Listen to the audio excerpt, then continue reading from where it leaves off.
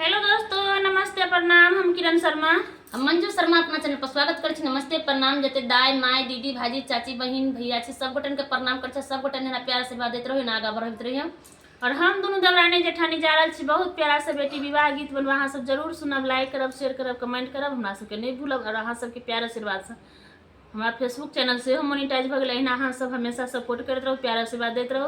और बहुत प्यारा से बेटी विवाह गीत बनबो जा रहे छे, दर्दनाक बहुत बेटी विवाह गीत से। और फुल वॉच करके अहाँ सब सुनब और कमेंट करके जरूर बताएब गीत केहन लागल नहीं लागल। बहुत दर्द भरा गीत है, यहाँ सब जरूर सुनबे, जरूर कमेंट करबे। जिनका घर में बेटी के बियाह रहे उनकर मन निराश मुँह उदास जरूर होय छै कि एक एक पैसा के जुटाबे पड़े छै, बेटी के खर्चा जोड़े पड़े छै, तखन पता चले छै बेटी बियाह में कते खर्चा लगे छै। बहुत प्यारा से बेटी विवाह गीत यहाँ सब जरूर सुनबे, जरूर कमेंट करबे। जिते दीदी भैया चाची बहन सुनै छियै सब कोई लाइक कमेंट जरूर करबे, भूलबे नहीं। अहाँ सब भूल जाए छियै तो हम सब भूल जाए छियै।